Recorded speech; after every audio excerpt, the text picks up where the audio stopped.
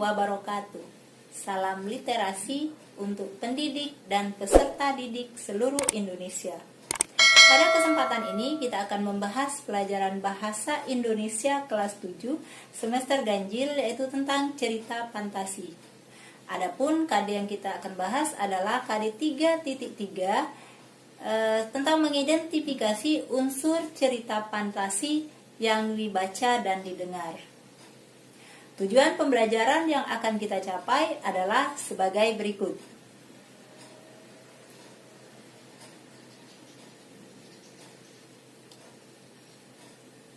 Baiklah, kita akan lanjutkan materi berikut ini. Anak-anak, seperti biasa, sebelum kita melanjutkan materi pelajaran kita, marilah kita berdoa sesuai dengan agama dan kepercayaan masing-masing.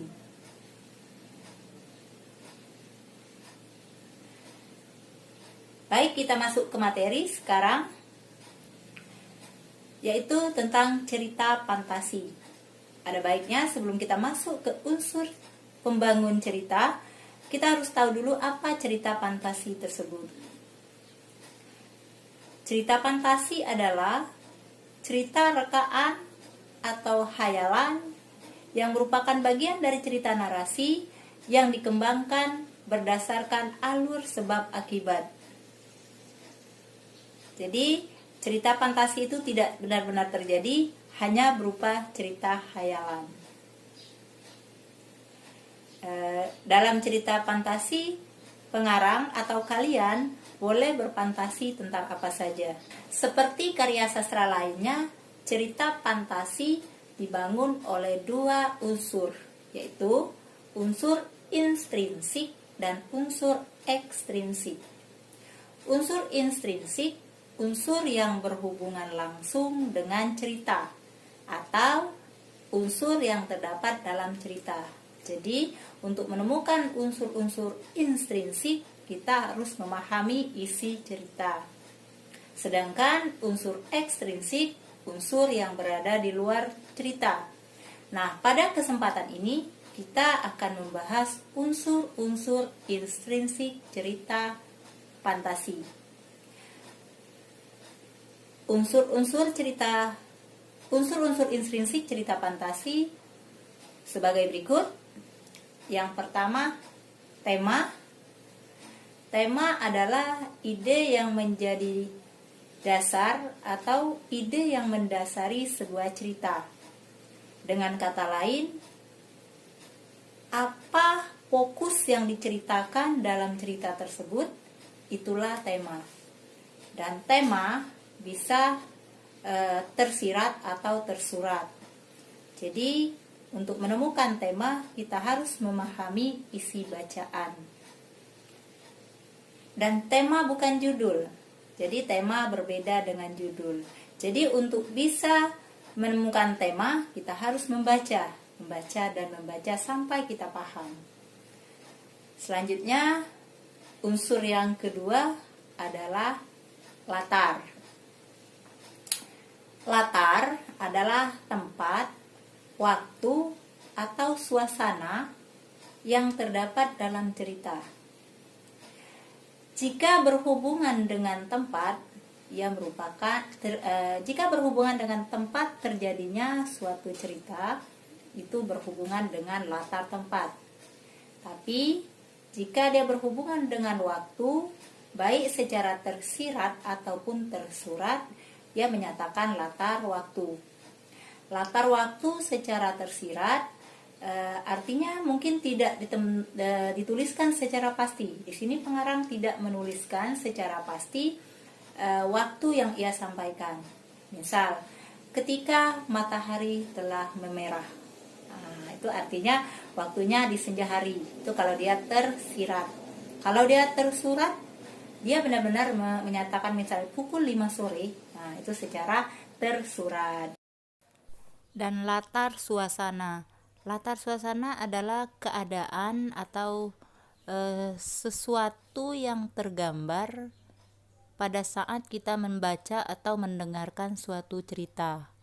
Misalnya dalam suatu cerita digambarkan pertengkaran antara dua orang sahabat. Nah, jadi kalau dalam pertengkaran artinya suasananya biasanya tegang. Itu contoh latar suasana. Unsur intrinsik yang keempat adalah alur. Alur merupakan rangkaian peristiwa dalam cerita. Ada alur maju, ada alur mundur, dan ada alur campuran. Tetapi dalam cerita fantasi biasanya menggunakan alur maju. Kelima, unsur intrinsik cerita fantasi itu adalah amanat. Amanat, pesan yang disampaikan penulis atau pengarang dalam cerita. Jadi biasanya untuk menemukan amanat kita harus membaca sama seperti menemukan tema. Amanat itu kira-kira kebaikan apa yang diajarkan dalam cerita tersebut. Jadi itu kira-kira pesan yang disampaikan pengarang melalui cerita. Jadi kalau intinya kebaikan apa yang diajarkan dalam cerita tersebut, itulah amanat. Selanjutnya itu pembahasan kita tentang unsur-unsur intrinsik karya sastra, dalam hal ini cerita fantasi. Selanjutnya kita akan membahas ciri cerita fantasi. Ciri yang pertama adalah di dalam cerita fantasi terdapat keajaiban. Keajaiban tentang tokoh, ya. Misalnya ada seorang tokoh yang sudah tertidur selama 2 tahun karena menggunakan kalung berlian sebanyak 3 buah kalung berlian secara bersamaan. Jadi dia tertidur selama 2 tahun sebelum ada yang datang menyelamatkannya. Itu keajaiban, ya. Kemudian yang kedua berhubungan dengan tema. Tema dalam cerita fantasi dia bersifat magic. Jadi ada di suatu cerita juga yang tiba-tiba ada naga yang bisa mengeluarkan api. Wah, itu magic, ya. Kemudian ciri yang berikutnya adalah menggunakan latar lintas ruang dan waktu. Jadi latar yang benar-benar terjadi di dunia nyata dan latar yang tidak terjadi di kehidupan nyata. Ciri selanjutnya dalam cerita fantasi itu tokohnya unik. Jadi tokoh mengalami cerita misterius. Misalnya ada suatu cerita yang tiba-tiba tokohnya itu dari kejadian sehari-hari, kemudian dia berada di zaman Belanda. Misalnya itu jadi unik dan misterius ya tokohnya itu. Ciri yang kelima, cerita fantasi bersifat fiksi atau fiktif, artinya tidak benar-benar terjadi, hanya cerita rekaan. Dan ciri yang terakhir berhubungan dengan bahasa. Bahasa yang digunakan dalam cerita fantasi dia bersifat variatif, kemudian banyak menggunakan kata bersinonim. Kemudian bahasanya juga tidak formal, artinya dia menggunakan bahasa sehari-hari. Nah, Ibu rasa cukup jelas untuk ciri-ciri cerita fantasi. Kalian bisa menemukan ciri-ciri ini dalam cerita yang kalian baca. Untuk selanjutnya kita akan menuju ke materi jenis-jenis cerita fantasi. Berdasarkan latarnya, cerita fantasi dibagi menjadi 3, yaitu cerita fantasi yang berlatar waktu sezaman atau sesuai dengan zaman pada saat ini. Kemudian cerita fantasi dengan latar zaman masa lampau. Kemudian yang ketiga menggunakan latar zaman masa yang akan datang.